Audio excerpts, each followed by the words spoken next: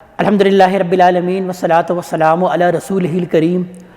اما بعد فاعوذ باللہ من الشیطان الرجیم بسم اللہ الرحمن الرحیم یا بنی آدم قد انزلنا علیکم لباسا یواری سوآتکم وریشا ولباس التقوی ذالک خیر ذالک من آیات اللہ لعلہم یذکرون صدق اللہ العظیم رب اشرح لی صدری ویسر لی امری واحلل عقدۃ من لسانی یفقہوا قولی۔ یہ سورہ اعراف کی آیت نمبر 26 ہے جس سے ہم آج کے مطالعہ قرآن حکیم کی ابتدا کر رہے ہیں۔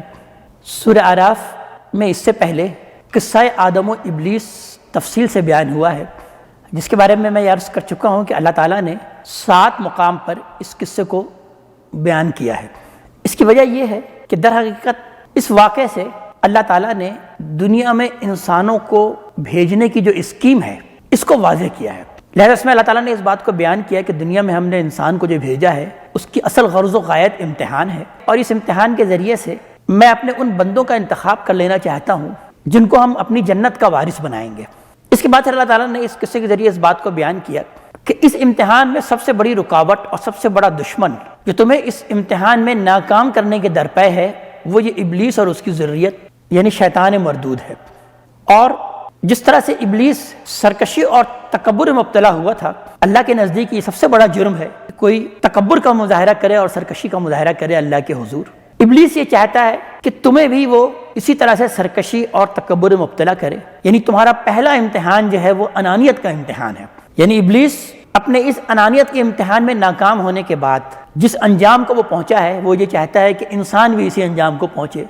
اس کو بھی اسے انانیت کے امتحان میں مبتلا کروں۔ اس کے بعد اللہ تعالیٰ نے اس واقعے کے ذریعے سے اس بات کو بیان کیا کہ انسان کی جو سب سے بڑی کمزوری ہے وہ اس کی جنسی جبلت ہے، اور شیطان انسان کی اسی کمزوری کو ایکسپلائٹ کرتا ہے اور اس کو بے راہ روی کی طرف لے کر جاتا ہے۔ لہذا اس کا جو دوسرا بڑا امتحان ہے وہ جنس کے راستے سے آئے گا۔ لہذا اس 2 بڑے امتحان میں اگر تم کامیاب ہو گئے تو باقی امتحان چھوٹے امتحان ہیں۔ اور پھر اس واقعے کے ذریعے سے جو ایک اور بات ہمارے سامنے آئی وہ یہ ہے کہ غلطی ابلیس سے بھی ہوئی اور غلطی انسان سے بھی ہوئی، آدم و حوا سے بھی ہوئی۔ لیکن جب ابلیس نے غلطی کی تو اس کو کوئی ندامت نہیں ہوئی بلکہ وہ اکڑ گیا اور اس نے کہا کہ انا خیر من، تکبر کا اس نے مظاہرہ کیا اور کہا کہ میں اس سے بہتر ہوں۔ خلقتنی من نار و خلقتہ من طین، تو نے مجھے تو آگ سے پیدا کیا اور اس کو چونکہ ایک گھٹیا شے سے پیدا کیا، مٹی سے پیدا کیا، تو میں اس سے بہتر ہوں۔ یہ اس کے اندر تکبر آ گیا اور اس نے اپنی غلطی کا اعتراف نہیں کیا۔ جبکہ آدم اور حوا سے بھی غلطی ہوئی، وہ بھی ابلیس کے بہکانے میں آ کر اس شجر ممنوعہ کے پھل کو کھا لیا، لیکن ان کو فوراً احساس ہوا کہ یہ مجھ سے غلطی ہوگی، تو لہٰذا انہوں نے فوراً رب کے حضور اس کی معافی طلب کی۔ لہٰذا فوراً انہوں نے کہا کہ ربنا ظلمنا انفسنا وان لم تغفر لنا وترحمنا لنکونن من الخاسرین۔ تو ابلیسیت یہ ہے کہ کوئی شخص غلطی کرے اور پھر وہ اکڑ جائے، اپنی غلطی کو وہ تسلیم نہ کرے، اس کی تعویل کرنا شروع کر دے۔ اور انسانیت یہ ہے، آدمیت یہ ہے کہ غلطی کرنے کے بعد فوراً اس کو تسلیم کرے۔ یعنی اللہ تعالیٰ نے اس بات کو بیان کیا کہ تم جو اس امتحان میں ڈالے گئے ہو اس میں ایسا نہیں ہے کہ تم سے کبھی کوئی غلطی سرزد نہیں ہوگی، تم سے کبھی کوئی گناہ سرزد نہیں ہو سکتا یا نہیں ہونا چاہیے۔ اگر کوئی بھی گناہ سرزد ہو گیا، کوئی بھی غلطی سرزد ہو گئی تو تم واصل جہنم ہو گئے، نہیں، غلطی تو ہوگی تم سے، لیکن اس غلطی کے بعد تمہارا رویہ کیا ہونا چاہیے وہ آدم علیہ السلام نے وہ رویہ کر کے دکھا دیا کہ فوراً ندامت اور پشیمانی اور اللہ تبارک تعالیٰ کے حضور توبہ اور استغفار کہ ربنا ظلمنا انفسنا وان لم تغفر لنا وترحمنا لنکونن من الخاسرین۔ تو اس واقعے کے ذریعے سے درحقیقت یہ بات ہمارے سامنے آئی ہے۔ آئیے ہم آگے پڑھتے ہیں۔ ارشاد ہوتا ہے کہ یا بنی آدم قد انزلنا علیکم لباسا، اے بنی آدم، اے آدم کی اولاد، یعنی آدم علیہ السلام کی قصے کے بعد اب اللہ تبارک تعالیٰ انسانیت کو مخاطب کر رہے ہیں ان الفاظ سے کہ ان کی جو اولاد ہو، اے انسانیت جو کہ در حقیقت آدم علیہ السلام کی اولاد ہو، ہم نے تم پر لباس کو نازل کیا ہے، تم پر لباس اتارا ہے، یواری سوآتکم وریشا۔ یہ لباس کیا ہے؟ یہ تمہاری سطر کو ڈھانپتا ہے، تمہاری شرمگاہوں کو ڈھانپتا ہے اور تمہارے لیے زینت کا باعث ہے۔ یعنی اصل کام جو اس کا یہ ہے کہ یہ تمہاری شرمگاہوں کو ڈھانکے، یہ لباس کا اصل مقصد۔ تمہارے یہ خد و خال جو جسمانی خد و خال ہیں جو جن سے مخالف کو اٹریکٹ کرتے ہیں یہ نمایاں نہیں ہونے چاہیے، اس لباس کے ذریعے سے اس کو ڈھانک کر رکھو۔ اور دوسرا اس کا مقصد ریشہ یعنی زینت بھی ہے، اس کے ذریعے سے تمہارا حسن نمایاں ہوتا ہے، تمہاری شخصیت نمایاں ہوتی ہے، تمہارا رکھ رکھاؤ نمایاں ہوتا ہے، لہٰذا یہ تمہاری زینت اور حسن کا بھی سامان پیدا کرتا ہے۔ اور پھر بیان ہوا کہ وَلِبَاسُ التَّقْوَىٰ ذَلِكَ خَيْرٌ، اور جو تقویٰ کا لباس ہے یہ بہتر ہے، یعنی اس کے اوپر در حقیقت تمہیں تقویٰ کا لباس پہن لینا چاہیے۔ یعنی تقویٰ کے لباس سے مراد کیا ہوا؟ وہ باطنی لباس تمہارے اندر ہو تو یہ ظاہری لباس بھی کوئی فائدہ کرے گا، یعنی اللہ کی خشیت، احساس عبودیت، اور وہ اصل شرم و حیا در حقیقت تقویٰ کا لباس در حقیقت کیا ہے؟ وہ اصل شرم و حیا اگر تمہارے اندر پہلے سے ہوگی تو پھر یہ لباس بھی تمہاری شرم گاہوں کو اور تمہارے سطر کی حفاظت کرے گا۔ شرم و حیا نہیں تو لباس پہن کر بھی انسان ننگا ہوتا ہے۔ تو اس لیے یہاں پر تقوی کے لباس کا خاص طور پر ذکر کیا گیا ہے کہ اصل چیز تو تقویٰ ہے، اللہ کے حضور حاضری کا احساس، اس کی خشیت، اس کا خوف، اس کی عبودیت کا احساس، در حقیقت یہ سب سے اہم لباس ہے، اس کو ہمیشہ مستحضر رہے، اس کو ہمیشہ تم اپنے اوپر طاری رکھو۔ ذالک من آیات اللہ لعلہم یذکرون، یہ اللہ تبارک تعالیٰ کی آیات ہیں، نشانیاں ہیں، تاکہ تم غور و فکر کرو۔ یہ جو بھی اللہ تعالیٰ نے تم کو نعمتیں دی ہیں دنیا میں، وہ سب اللہ تعالیٰ ہی کی آیات ہیں، اسی کی نشانیاں ہیں۔ یہ اس لیے دی جاتی ہیں کہ تاکہ تم اس پر تذکر کرو، غور و فکر کرو اور اللہ کی معرفت حاصل کرو۔ یا بنی آدم، اے آدم کی اولاد، لا یفتننکم الشیطان، دیکھو کہیں تم کو شیطان نہ بہکا دے، یعنی تم کو شیطان کہیں فتنے میں مبتلا نہ کر دے۔ کما اخرج ابویکم من الجنہ، جس طرح سے اس نے نکالا تھا تمہارے والدین کو یعنی آدم اور حوا کو اس جنت سے، ینزع عنہما لباسہما، کیسے اس کو وہاں سے نکالا تھا کہ ان کے لباس اتروا دیے تھے، لیریہما سوآتہما، تاکہ ان کی شرمگاہیں ان پر ظاہر کر دے۔ انہ یراکم ہوا وقبیلہ، وہ تمہیں دیکھتا ہے وہاں سے وہ شیطان، وہ اور اس کا قبیلہ یعنی اس کے ساتھی، من حیث لا ترونہم، جہاں سے تم انہیں نہیں دیکھتے، یعنی وہ ان راستوں سے شیطان تم پر حملہ آور ہوتا ہے جہاں سے تم سوچ بھی نہیں سکتے کہ ان راستوں سے وہ حملہ آور ہوگا، لہذا اس کے بارے میں چوکنے رہو۔ دیکھو اس نے کیا کیا تھا، سب سے پہلا حربہ جو اختیار کیا تھا، کیا کیا تھا؟ لباس ہی اتار دیا تھا، یعنی اس درخت کے پھل کو کھانے پر مجبور کر دیا تھا جو کہ عورت اور مرد کے تعلق کا پھل ہے، اور اس کے لیے سب سے پہلے کیا کام ہوتا ہے کہ لباس اتارے جاتے ہیں۔ تو لہذا شیطان تمہارا لباس ہی اتارے گا، تم کو اس بے راہ روی کی طرف لے کے آئے گا، تمہارے اندر وہ جنسی انارکی پیدا کرے گا، تو لہذا اس کے معاملے میں ہمیشہ چوکنے رہو۔ وہ ایسے ایسے راستوں سے تم پر حملہ آور ہوگا کہ تم سوچ بھی نہیں سکو گے۔ اس بات کو بیان کیا کہ انہ یراکم ہوا وقبیلہ من حیث لا ترونہم، وہ تمہیں وہاں سے دیکھتا ہے، وہ اور اس کا قبیلہ، جہاں سے تم اس کو نہیں دیکھتے۔ انا جعلنا الشیاطین اولیاء للذین لا یؤمنون، بے شک ہم نے شیاطین کو تو ان لوگوں کا اولیاء بنا دیا ہے، ان لوگوں کا دوست بنا دیا ہے جو کہ ایمان نہیں رکھتے، یعنی اصل میں ایمان ہوگا اللہ کا ایمان اور آخرت پر ایمان، تو در حقیقت وہ لوگ کبھی بھی شیاطین کو اپنا دوست نہیں بنائیں گے۔ جن کے اندر در حقیقت ایمان کی یہ پونجی نہیں ہوتی، شیطان ان پر حملہ آور ہوتا ہے اور شیطان ان کا دوست بن جاتا ہے۔ وَإِذَا فَعَلُوا فَاحِشَةً قَالُوا وَجَدْنَا عَلَيْهَا آبَاءَنَا، اور ان کا معاملہ یہ ہے کہ جب وہ کوئی بے حیائی کا عمل کرتے ہیں، فحش عمل کرتے ہیں، تو کہتے ہیں کہ ہم نے پایا ہے اس کو اپنے باپ دادا سے کرتا ہوا،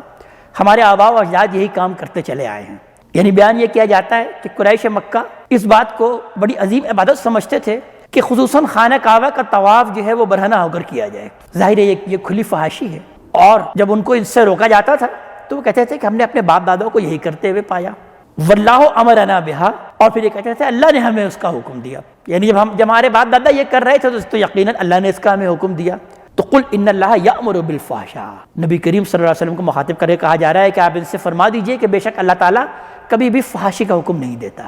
اللہ تعالیٰ ایسی عبادت کا کبھی حکم نہیں دے گا جس کے اندر فحاشی آئے۔ فحاشی سب سے پہلی ممنوعات میں سے ہے، اللہ تعالیٰ سب سے پہلے اس کو منع کرتا ہے۔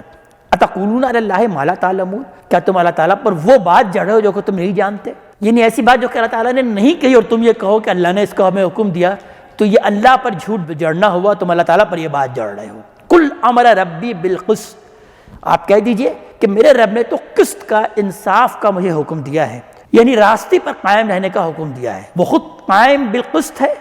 اور وہ لوگوں کو بھی اسی بات کا حکم دیتا ہے کہ وہ سیدھے راستے پر قائم رہے جو کہ در حقیقت قسط، عدل اور انصاف کے کا راستہ ہے۔ وَأَقِيمُوا وُجُوهَكُمْ عِنْدَ كُلِّ مسجد، اور ہر مسجد کے پاس اپنا رخ اسی کی طرف کر لو، وَادْعُوهُ مُخْلِصِينَ لَهُ الدِّينَ، اور اسی کو ہی پکارو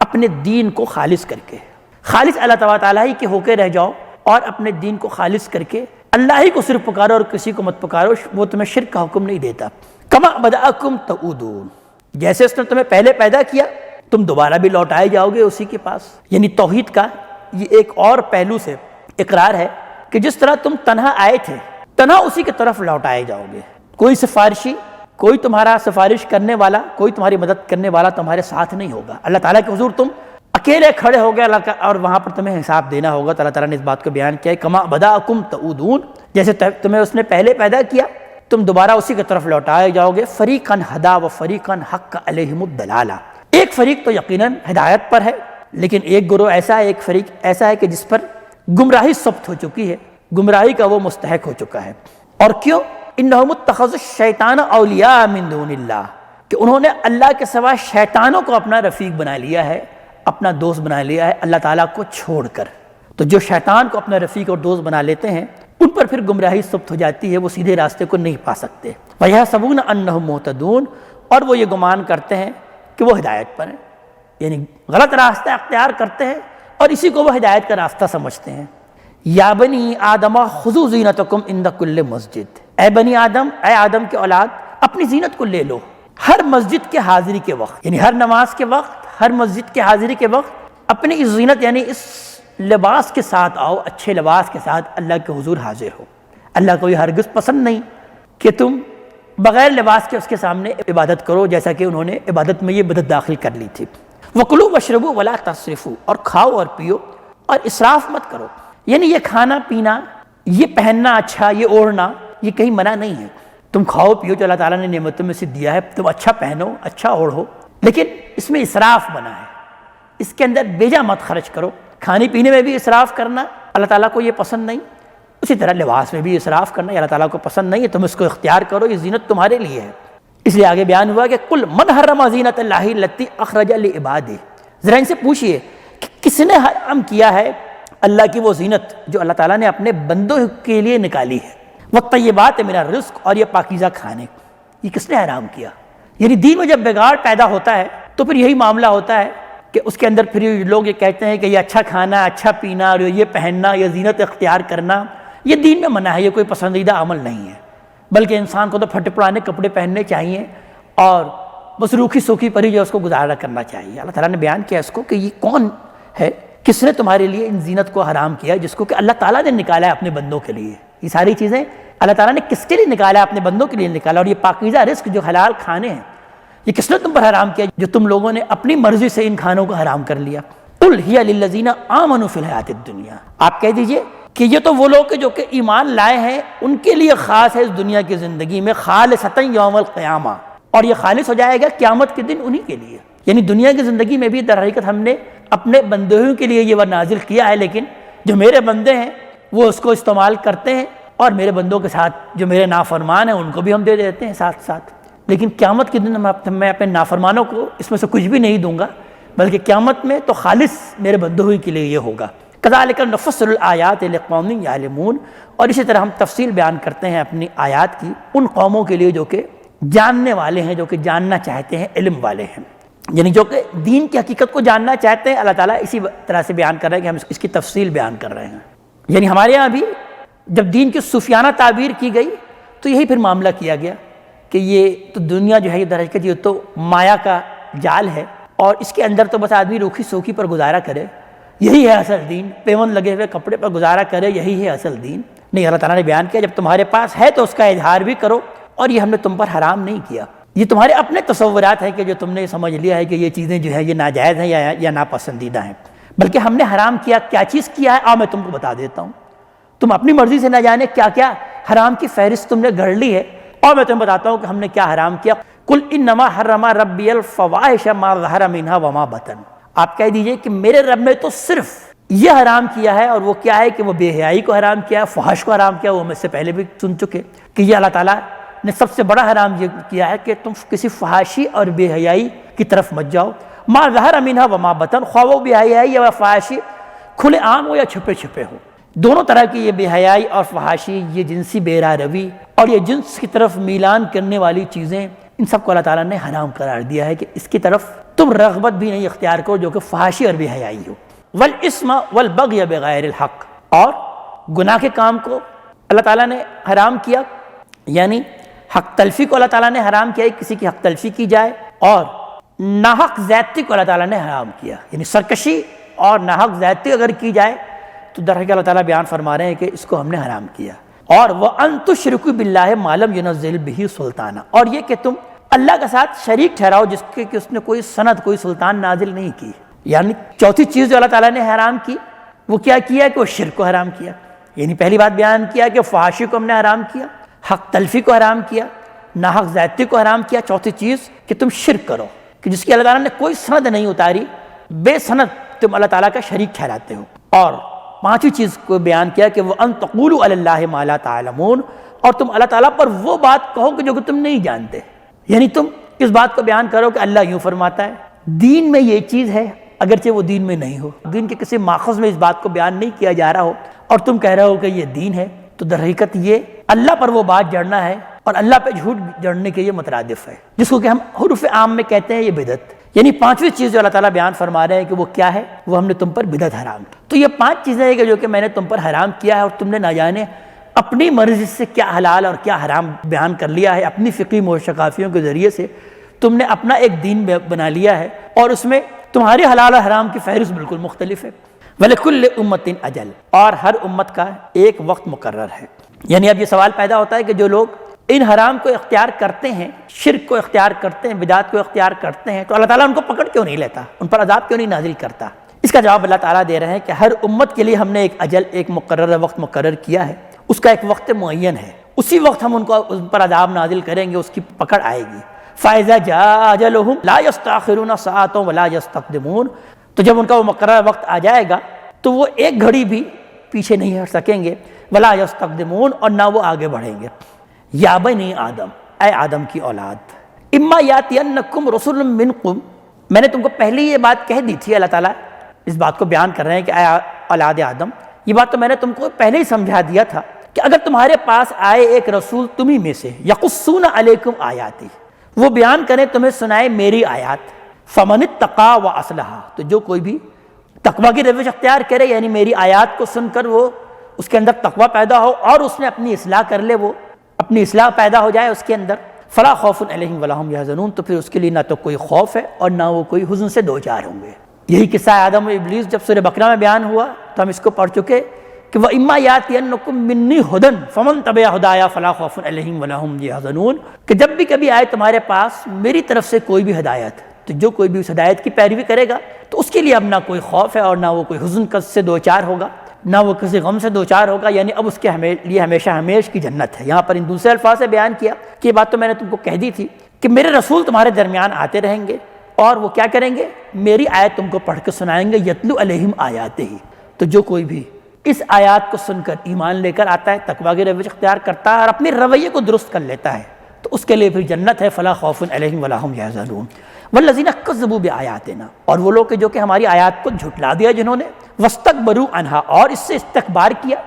تکبر کا مظاہرہ کیا کہ اس کو نہ تو پڑھا، نہ تو سمجھا، نہ تو اس پر عمل کیا، اس کو کوئی پڑھنے کی کتاب ہی نہیں سمجھا، کوئی پڑھنے کی چیز ہی نہیں سمجھی۔ اولئک اصحاب النار ہم فیہا خالدون، یہ وہ لوگ ہوں گے جو کہ آگ والے ہوں گے اور وہ اس میں ہمیشہ رہیں گے۔ فمن اظلم ممن افترى علی اللہ کذبا، تو پس اس سے بڑھ کر ظالم کون ہوگا کہ جو کہ اللہ پر جھوٹ باندھے، او کذب بآیاتہ، یا اس کی آیات کو جھٹلائے۔ اولئک ینالہم نصیبہم من الکتاب، ان کے نصیب میں جو حصہ ان کے لیے لکھا ہے وہ انہیں پہنچے گا، یعنی دنیا میں جو حصہ ہم نے ان کے لیے لکھ دیا ہے وہ تو پھر ان کو مل جائے گا۔ دنیا میں ہمارا معاملہ تو یہ ہوتا ہے کہ ہم کافر کو بھی کھلاتے ہیں جو کہ میرا انکار کرتا ہے، اور اہل ایمان کو بھی کھلاتے ہیں، تو دنیا کو تو ان کا حصہ مل جائے گا۔ حتی اذا جاءتہم رسولنا یتوفونہم، یہاں تک کہ جب ہمارے بھیجے ہوئے فرشتے ان کے پاس آئیں گے، یتوفونہم، اور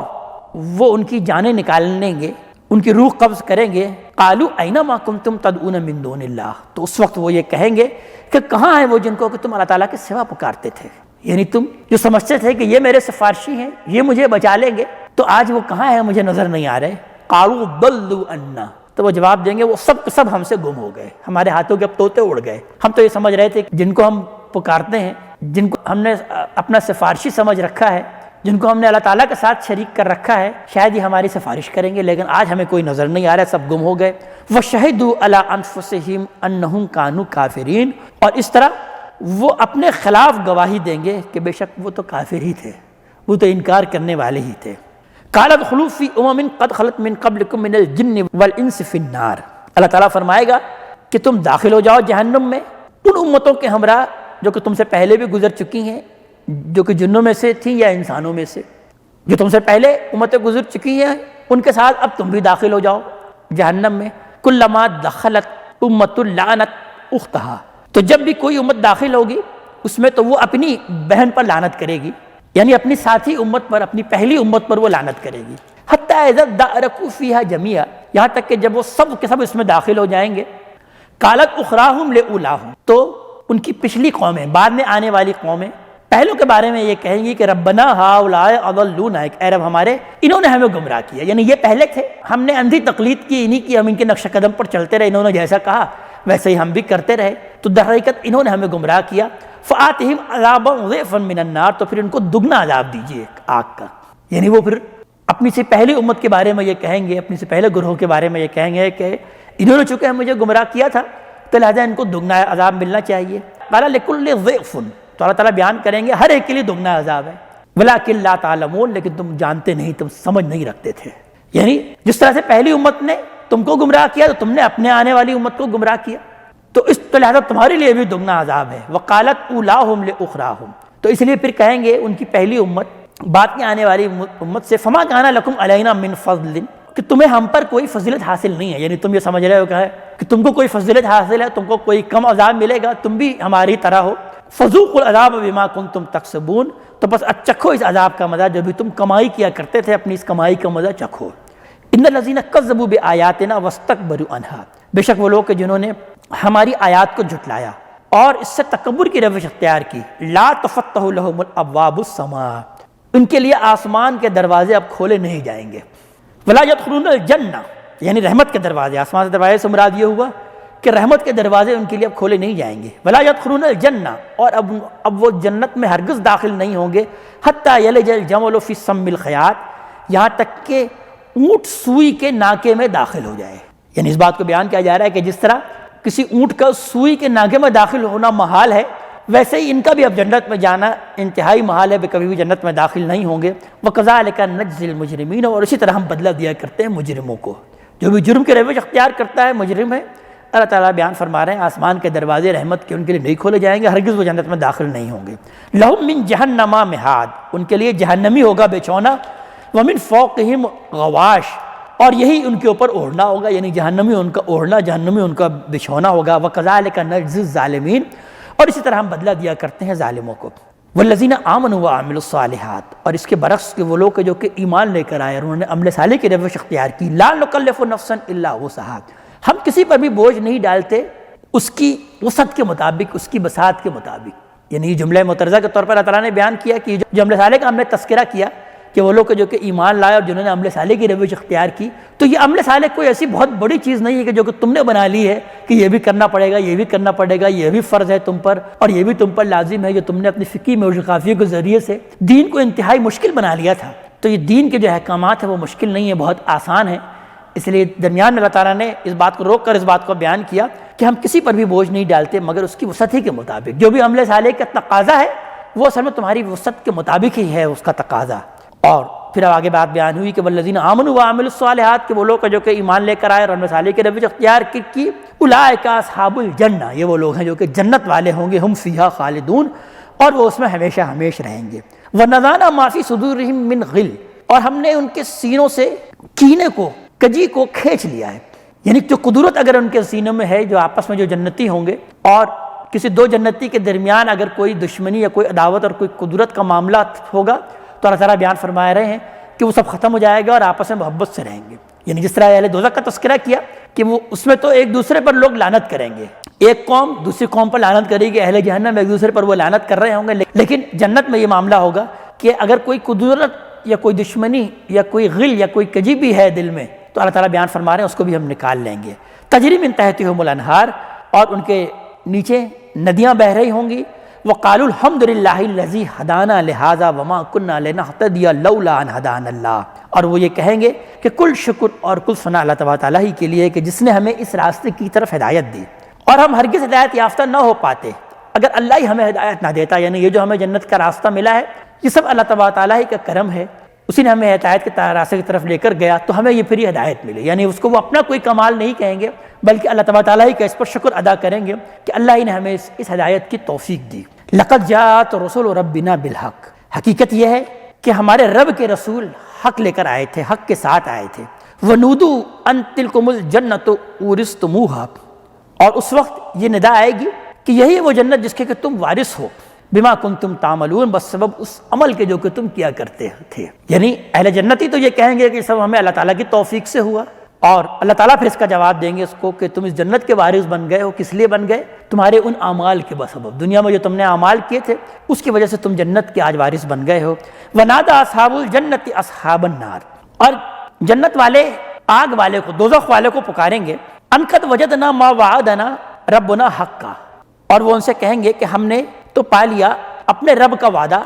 حق، سچ، جو ہمارے رب نے ہم سے وعدہ کیا تھا ہم نے تو اس کو سچ پایا۔ فَهَلْ وَجَدْتُم مَّا وَعَدَ رَبُّكُمْ حَقًّا، تو کیا تمہارے رب نے جو تم سے وعدہ کیا تھا تم نے بھی اس کو حق پایا، سچ پایا؟ قالوا نعم، تو اہل جہنم، اہل دوزخ اس کا جواب دیں گے جی ہاں ہم نے بھی اس کو حق ہی پایا۔ فَأَذَنَ مُؤَذِّنٌ بَيْنَهُمْ اللَّعْنَةُ اللَّهِ عَلَى الظَّالِمِينَ،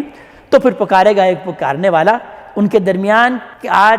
ظالموں پر اللہ تعالیٰ کی لعنت ہے، جس نے ظلم کی روش اختیار کی، جس نے حق کو نہیں پہنچانا، جس نے شرک کیا، در حقیقت آج اس پر اللہ تبارک تعالیٰ کی لعنت۔ الذین یصدون عن سبیل اللہ، یہ ظالم کون ہے؟ کہ وہ جو کہ اللہ تعالیٰ کے راستے سے روکتے رہے، وَيَبْغُونَهَا عِوَجًا، اور اس کے راستے میں کجی تلاش کرتے رہے، ٹیڑھ تلاش کرتے رہے، توحید کے راستے کو شرک کی طرف موڑتے رہے، ہدایت کے راستے کو گمراہی کی طرف موڑتے رہے۔ وَهُمْ بِالْآخِرَةِ کافرون، اور یہ وہ لوگ ہیں جو کہ آخرت کے تو در حقیقت منکر تھے، ان کو یقین نہیں تھا اس بات کا کہ مرنے کے بعد دوبارہ جی اٹھنا ہے اور اللہ کے حضور کھڑا ہونا ہے، اسی لیے وہ اس طرح کے رویے اور اس طرح کی حرکتیں کرتے تھے۔ وہ بینہما حجاب، اور پھر ان کے درمیان آپ ایک حجاب حائل کر دی جائے گی اہل جہنم اور اہل دوزخ کے درمیان۔ وعلی الاعراف رجال یعرفون کلا بسیماہم، اور پھر اعراف والے کچھ لوگ ہوں گے، یعنی برجیوں پر کچھ جلیل القدر لوگ، اللہ تعالیٰ جنت اور دوزخ کے درمیان کچھ برجیاں ہوں گی، اعراف ہوں گی جو کہ نمایاں مقام ہوں گی، ان پر کچھ جلیل القدر لوگوں کو اللہ تبارک تعالیٰ مبعوث کریں گے جو کہ در حقیقت حق کے علمبردار تھے اور خیر کے داعی تھے، ان کو اللہ تعالیٰ دوزخ کی حقیقت بھی دکھائیں گے اور جنت کی حقیقت بھی دکھائیں گے۔ تو ان کا تذکرہ کیا جا رہا ہے کہ اس طرح سے اب ان کے درمیان تو حجاب حائل کر دی جائے گی، اور پھر ان دونوں کے درمیان جو دیوار ہوگی اس میں ایک برج ہوگی، اس کے اندر کچھ لوگ ہوں گے جو کہ اصحاب الاعراف کہلاتے ہیں۔ اسی کی مناسبت سے بطور علامت اس سورت کا نام سورہ اعراف بھی ہے۔ یعرفون کلا بسیماہم، وہ پہچان لیں گے ہر ایک کو اس کی پیشانیوں سے، ان کے چہروں سے، یعنی بڑے چہرہ شناس ہوں گے، اور وہ اہل جنت کو ان کی شکل سے پہچان لیں گے اور اہل جہنم کو ان کی شکل سے پہچان لیں گے۔ وَنَادَوْا أَصْحَابَ الْجَنَّةِ أَن سَلَامٌ عَلَيْكُمْ، اور وہ پکاریں گے جنت والوں کو اور کہیں گے تم پر سلامتی ہو۔ لَمْ يَدْخُلُوهَا وَهُمْ يَطْمَعُونَ، وہ اگرچہ اس میں داخل نہیں ہوئے ہیں لیکن اس کی امیدوار ہیں، اس کی تما رکھتے ہیں، یعنی اللہ تعالیٰ اگرچہ ان کو اسی میں داخل کرے گا تو لہٰذا وہ ابھی اسی کی تمنا رکھتے ہیں کہ اللہ تعالیٰ ان کو اس جنت میں داخل کرے۔ وَإِذَا صُرِفَتْ أَبْصَارُهُمْ تِلْقَاءَ أَصْحَابِ النَّارِ، اور پھر جب ان کی نگاہیں پھیری جائیں گی دوزخ والوں کی طرف، قَالُوا رَبَّنَا لَا تَجْعَلْنَا مَعَ الْقَوْمِ الظَّالِمِينَ، وہ یہ کہیں گے دوزخ والوں کو دیکھ کر کہ اے رب ہمیں ان ظالم قوموں کے ساتھ مت کر، کہیں ہم ان ظالم قوموں کے ساتھ نہ ہو جائیں۔ وَنَادَىٰ أَصْحَابُ الْأَعْرَافِ رِجَالًا، اور پکاریں گے یہ اعراف والے، یہ اہل حق لوگ، یہ برجیوں پر بیٹھے ہوئے لوگ، یہ پکاریں گے کچھ لوگوں کو، یعرفونہم بسیماہم، وہ انہیں پہچان لیں گے ان کی پیشانیوں سے، ان کے چہرے سے۔ قالوا ما اغنی عنکم جمعکم وما کنتم تستکبرون، وہ پھر ان سے کہیں گے کہ کیا کام آیا تمہارا یہ جتھا، تمہاری یہ جمعیت اور یہ جو تم تکبر کرتے تھے، یہ تمہارے کچھ کام آیا جو تم دنیا میں کرتے تھے؟ اہؤلاء الذین اقسمتم لا ینالہم اللہ برحمہ، اور پھر اہل جنت کی طرف اشارہ کر کے یہ کہیں گے کہ کیا یہ وہ لوگ ہیں کہ جن کے بارے میں تم قسمیں کھاتے تھے کہ اللہ تعالیٰ کی رحمت ان کو کبھی نہیں پہنچے گی؟ یعنی یہ بڑے کمتر لوگ تھے دنیاوی حیثیت سے، تو تم یہ سمجھتے تھے کہ آخرت میں بھی اللہ تعالیٰ کی رحمت ان کو نہیں پہنچے گی، تو کیا یہی وہ لوگ نہیں ہیں؟ ادخلوا الجنہ، پھر ان کی طرف دیکھ کر یہ اصحاب اعراف کہیں گے کہ تم سب داخل ہو جاؤ جنت میں، لا خوف علیکم ولا انتم تحزنون، اب نہ تو تمہارے لیے کوئی خوف ہے اور نہ ہی تم کسی حزن سے اور غم سے دوچار ہوں گے۔ ونادى اصحاب النار اصحاب الجنہ، اور اسی طرح پکاریں گے دوزخ والے جنت والے کو، ان افیضوا علینا من الماء، کہ ذرا ہمارے لیے بھی اس پانی کو بہا دو، یعنی یہ جو ٹھنڈا پانی تم کو پینے کے لیے مل رہا ہے، یہ جو نعمتیں تم کو مل رہی ہیں یہ تھوڑا سا ہمیں بھی فراہم کر دو، ہماری طرف بھی بہاؤ، اور مما رزقکم اللہ، اور وہ جو اللہ تعالیٰ نے تم کو رزق میں سے دیا ہے وہ ہمیں بھی عنایت کرو۔ قالوا ان اللہ حرمہما علی الکافرین، تو وہ کہیں گے اللہ تعالیٰ نے تو اس کو اب کافروں پر حرام کر دیا ہے، دنیا میں تو تم استعمال کرتے تھے ٹھیک ہے، لیکن اللہ تعالیٰ نے اس کو اب کافروں پر حرام کر دیا ہے۔ الذین اتخذوا دینہم لہوا ولعبا، وہ کافر کہ جنہوں نے اپنے دین کو کھیل اور تماشا بنا لیا تھا، کھیل کودی ان کا دین تھا، دین کے معاملے میں کوئی سیریس نہیں تھے، صرف ہنسی مذاق اور ٹھٹھا تھا، جب بھی کوئی دین کا معاملہ ہوتا تھا دین کو انہوں نے کھیل تماشا بنایا تھا۔ وغرتہم الحیات الدنیا، اور دنیا کی زندگی نے ان کو دھوکے میں ڈال کے رکھا، وہ دنیا کی زندگی کو سب کچھ سمجھتے تھے کہ بابر بعائش کوش کی عالم دوبارہ نیز، کہ بس یہی دنیا کی زندگی اصل زندگی ہے، اس دھوکے میں وہ پڑے ہوئے تھے۔ فَالْيَوْمَ نَنْسَاهُمْ كَمَا نَسُوا لِقَاءَ يَوْمِهِمْ هَذَا، تو آج کے دن ہم نے انہیں بھلا دیا، آج ہم ان کو بھلا دیں گے جیسا کہ انہوں نے اس دن کو بھلا دیا تھا، یعنی اس آخرت کے دن کو جس طرح سے وہ بھولے بیٹھے رہے تو آج ہم ان کو بھلا دیں گے۔ وَمَا كَانُوا بِآيَاتِنَا يَجْحَدُونَ، اور وہ ہماری آیات کا تو انکار ہی کرتے رہے۔ وَلَقَدْ جِئْنَاهُمْ بِكِتَابٍ، اور اب ہم لے کر آ گئے ہیں ان کے پاس ایک کتاب، فَصَّلْنَاهُ عَلَىٰ عِلْمٍ، ہم نے اس میں تفصیل کر لی ہے علم کی بنیاد پر، یعنی یہ کتاب اب تمہارے پاس آ گئی ہے قرآن حکیم، اور اس کے اندر جو تفصیل بیان ہو رہی ہے وہ تمہاری طرح اٹکل پچو والی تقسیم نہیں ہے، یا محض یہ بات نہیں بیان ہو رہی ہے کہ یہ تو ہم نے اپنے آباء و اجداد سے سنا ہے اس لیے ہم اس کو کریں گے، یا وہ جو تم نے دین گڑھ لیا ہے جس کی کوئی سند ہم نے نہیں اتاری اور بے سند باتوں کو تم مانتے ہو۔ اللہ تعالیٰ بیان فرما رہے نہیں، یہ کتاب جو ہم نے اب نازل کی ہے اس کے اندر ہم نے ہر چیز کی تفصیل اپنے علم کی بنیاد پر کر دی ہے۔ ہدی ورحمۃ لقوم یؤمنون، یہ کتاب ہدایت ہے اور رحمت ہے ان قوموں کے لیے جو کہ ایمان لانے والے ہیں، ان کے لیے یہ کتاب ہدایت بن کر آئی ہے۔ هل ينظرون الا تاویلہ، تو وہ کس بات کا انتظار کر رہے ہیں؟ کیا اس چیز کی تعویل آ جائے، یعنی وہ جو عذاب کے بارے میں تم کو بیان کیا جا رہا ہے تم اس کی تعویل کا انتظار کر رہے ہو کہ اس کی حقیقت آ جائے؟ یوم یاتی تعویل ہو، اور جب آ جائے گی اس کی حقیقت، یعنی وہ دن واقعی آ جائے گا یا وہ عذاب آ جائے گا۔ یقول الذین نسوا من قبل، تو وہ لوگ جنہوں نے اسے بھلا دیا تھا اس دن کو، اس آخرت کے دن کو، وہ یہ کہیں گے قد جاءت رسول ربنا بالحق، کہ بے شک ہمارے پاس رسول حق بات لے کر آئے تھے، یعنی اس بات کا اقرار کریں گے کہ واقعی حق بات لے کر تو ہمارے رسول آئے تھے لیکن ہم نے ان کو نہیں مانا۔ فَهَلْ لَنَا مِن شُفَعَاءَ فَيَشْفَعُوا لَنَا، اور پھر وہ کہیں گے کہ کوئی ہے ہمارا سفارش کرنے والا کہ وہ ہماری سفارش کرے، یعنی دنیا میں تو ہم نے کئی لوگوں کو پکارا تھا اور کئی لوگوں کے ہم نام لیوا تھے، کیا ان میں سے کوئی ہماری سفارش کر سکتا ہے؟ وہ ان کو پکاریں گے، ظاہر ہے ان کی کوئی سفارش قبول نہیں کی جائے گی۔ اور نُرَدُّ فَنَعْمَلَ غَيْرَ الَّذِي كُنَّا نَعْمَلُ، یا ہم لوٹائے جائیں اور لوٹنے کے بعد ہم وہ عمل کریں جو کہ اس کے خلاف ہو جو ہم کرتے ہیں، یعنی ہمیں دنیا میں دوبارہ لوٹا دیا جائے اور ہم دوبارہ پھر وہ عمل کریں گے جو ہم اب ہم کرتے رہے ہیں اس کے علاوہ، یعنی اب ہم نیک عمل کریں گے، اس بات کی وہ تمنا کریں گے، لیکن ظاہر ہے اب دنیا میں دوبارہ لوٹنا بھی ممکن نہیں۔ اللہ تعالیٰ بیان کر رہے ہیں کہ قد خسروا انفسهم، در حقیقت انہوں نے اپنے آپ کو نقصان میں مبتلا کیا، اپنے آپ کو خسارے میں ڈالے رکھا۔ وَضَلَّ عَنْهُمْ مَا كَانُوا يَفْتَرُونَ، اور وہ گم ہو گیا جو بھی وہ افطرا کرتے تھے، یعنی جو وہ سمجھتے تھے کہ کچھ بھی نہیں ہوگا، یہ سفارش کرنے والے ہمارے سفارش کر لیں گے، ہم فلاں کا دامن پکڑ لیں گے اور چھوٹ جائیں گے، اور اللہ تعالیٰ جو ہے وہ کوئی ایسا عذاب کا معاملہ نہیں کرے گا، یہ سارے ان کے ہاتھوں کے طوطے اڑ جائیں گے اور ان کے اپنے کیے کا بدلہ ان کو بھرپور وہاں آخرت میں ملے گا۔ اللہ تعالیٰ ہمیں اپنے کلام کا فہم عطا فرمائے اور عمل کی توفیق عطا فرمائے۔ اقول قولی ھذا واستغفر اللہ لی ولکم وللسائر المسلمین والمسلمات۔